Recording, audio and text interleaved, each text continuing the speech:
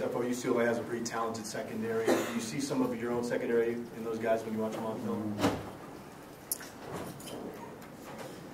No, I don't think I've really thought about it like that. You know, they are some good DBs, a couple good safeties back there, and you can't take that away from them. But I don't think I've ever looked at the film and said, "Oh, that's a Cheeto right there." So there's some good players back there, but you know, I don't think that it's anything that we should worry about because I think we've got some really good receivers as well. So it'll be a good matchup all game long.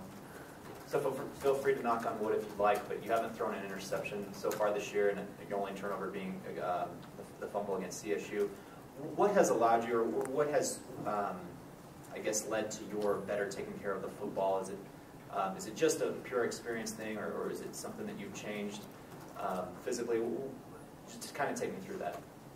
I think the biggest part of that, well, there's a couple things in my mind. I think experience being one of them, knowing when and where to go with the football, knowing when to pull it down and run, and knowing when to throw it away. And I think another big thing, too, is the O-line up front. You know, being able to sit back in the pocket and deliver more, you know, balls to our playmakers allows you to be more comfortable, and you don't have to rush as much. So if there's a tight window, maybe you can just wait for the second one, and it makes it a lot easier on yourself. And so it comes down to decision making, you know, as a quarterback, but also it helps, you know, with the O-line helping up front in terms of blocking. Sefo, last week, UCLA allowed 360 yards on the ground to Utah. Do you expect that to be a key of this game to start off and establish the run game against their defense? It's definitely a key of ours. You know, I think that the biggest thing is to take what they give us. We think we have a couple ideas of what they're going to want to do, and whether or not they showed it on film is irrelevant, because I think that we kind of have an idea of what they're going to do due to some things that teams in the past have had success against us. And so running the ball has always been a key for us all season long, especially when you've been running the ball at a high level as we have. And so that's a key for us, but I think that overall we'll just take what the defense gives us and go out there and execute.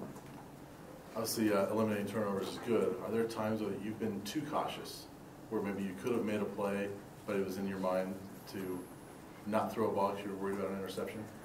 I don't think so. I think the biggest example of that is, would that be 2 weeks ago, whenever we played Stanford, and I missed 8 open throws. So it's not about not making the throw or trying to fit the ball in tight windows. I just think that everything's kind of flown a little bit smoother, and like I said, the O-line's done a lot better. I think the coaches have put us in better positions, and sometimes if it's not there, you're just taking the ball down running, and if you have to, switching out the route combination even after the play's been called.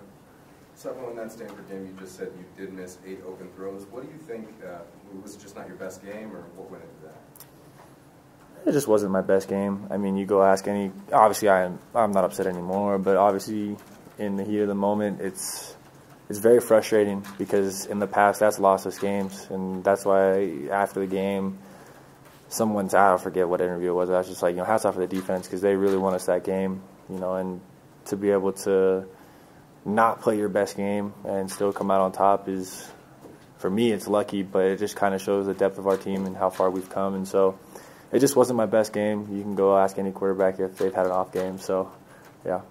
You've had quite a bit of time since the last time you guys played versus Stanford. So how much of the bye week did you spend critiquing the game against Stanford, and did you come up with any reasons why you and the offense struggled, at least in the passing game, and what did you do to fix it?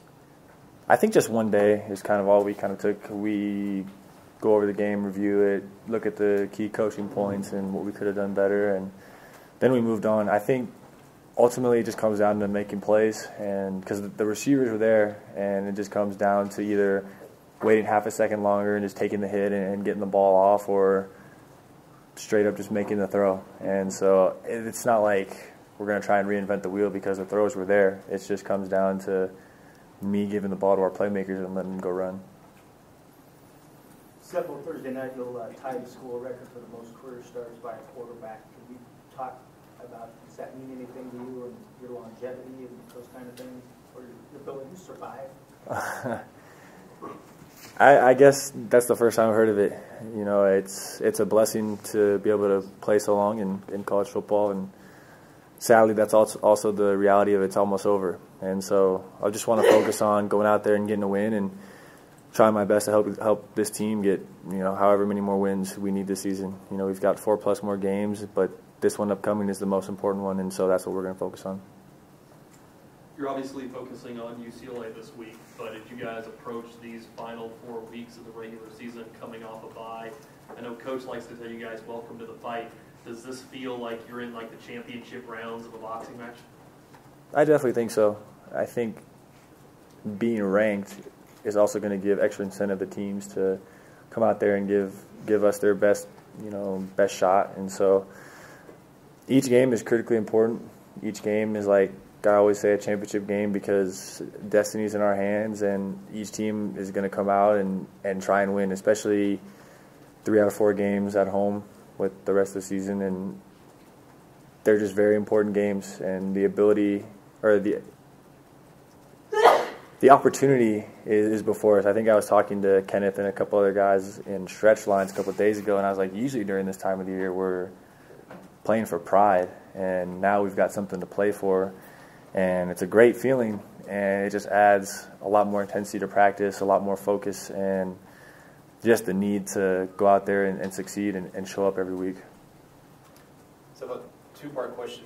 One, are you glad in practice you're wearing a non-contact jersey when you see Jordan Carr somehow getting through the line? And 2, what, from your vantage point, what have you thought of just how he's played this year?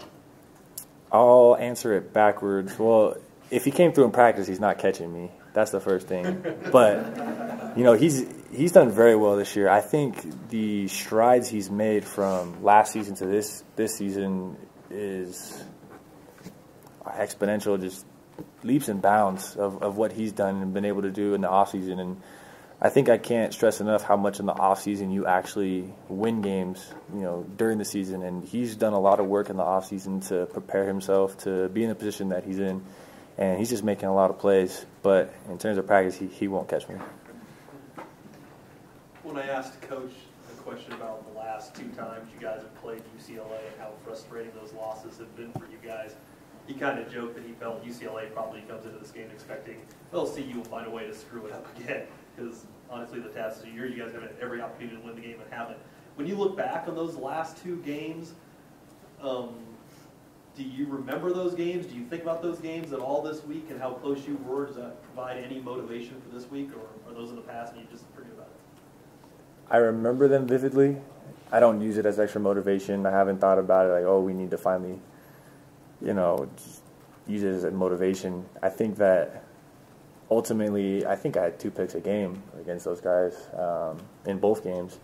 And I think taking care of the football and scoring points, you know, I think it sounds basic and self-explanatory, but I think last year, especially when we put so many yards up against them and moving the ball up and down and basically controlling the Rose Bowl but not being able to put points up, it really hurt. And so the big thing is getting touchdowns this week, not just field goals, and putting points on the board and trying to put the game away, because I think that we've let a couple teams this year stay around, and the defense has done their job, but offensively we haven't gone out there and just, you know, put more points on the board and put them away. I think Arizona State was a great example of that, how we came out strong in the second half, had that big run by Phil, and then after that we just kind of sputtered and didn't really put any more points until the last drive where we ran the ball all the way down.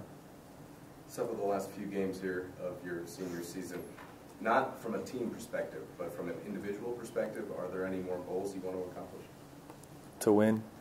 I think that's the biggest and the ultimate goal. I think these last 4 games are really important for us. You know, obviously you want to, you know, take the next game as the most important, but these next 4 games are really important to be able to do something that hasn't been done in a while in terms of going to a championship game and just being able to turn the program around and leave it on a better foot. And that's my goal, is to leave it in a better spot and just to keep winning and take care of the football. I definitely want to take care of the football.